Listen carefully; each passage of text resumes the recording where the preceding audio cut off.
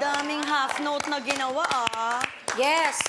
Maraming mga point sa pagkanta mo na nawawala ka sa tono ng konti, pero hindi ibig sabihin nun, hindi ka marunong kumanta.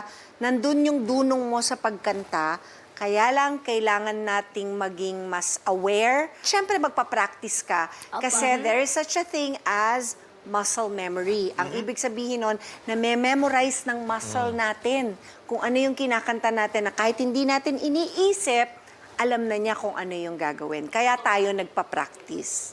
Okay?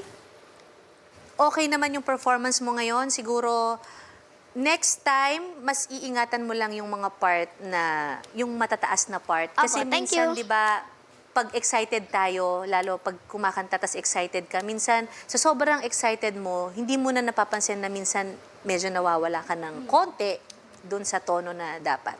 Bukod doon, okay. Para sa akin lang, yung pagkanta mo, andun ka pa sa simula. Ano ibig sabihin nun? Kailangan mo pa siyang gawin, ng gawin, ng gawin. Silang lahat, muscle gamit. Ako, buto gamit ko sa pagkanta. Ay, kaya, grabe naman yun, Oo, buto sa akin. Bone. Buto agad? Bone density, oo. Bone density, Bone ibang density, klase oo. rin. Oo. Ako lang yun. Sa akin, kidney. Kidney ba sa'yo? Hala. Kumusta naman? Okay lang naman. Dalawa pa din sila. Dalawa pa rin sila, oo. Okay.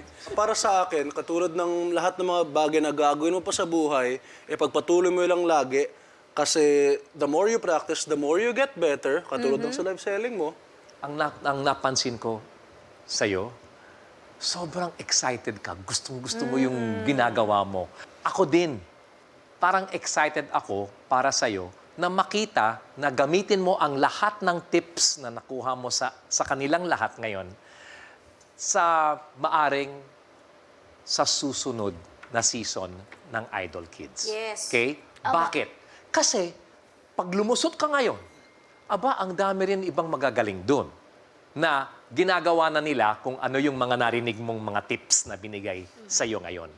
Sa ngayon, magsasabi ako ng no, hindi dahil negative, pero dahil naniniwala ako na kung ganito ka ngayon, pagbalik mo dito, nasa ganito na. Nasa ganito ka na. Ang taas-taas mo na. Focus ka lang sa isang bagay na gustong-gusto mong gawin, which is yung pagkanta. Opo. Kung mahal mo talaga ang pagkanta, kahit araw-araw mo siyang gawin, okay na okay yon. Kaya for me, Jonelle, it's a yes!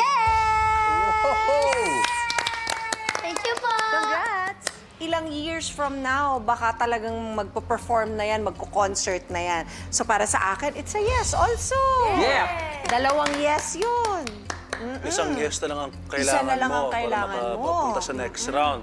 Para sa ngayon, I will also say no muna. Okay? Kasi, kailangan mong yan. So, dapat ito, next time na makita ko si Kuya JK, mapapa-yes ko yan. Ng bongga-bongga. Diba? Pero yung bag bibilin ko. Yes. Sige. 50 lang po.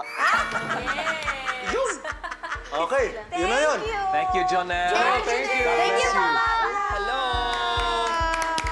Galing-galing mo naman. Meron ka ng katabi mamayang gabi matulog. It's a wrap na sa Idol Kids audition ni Jonelle na walang golden ticket. Pero, sold out naman ang positivity at bebop personality niya. Great job pa rin, Jonelle!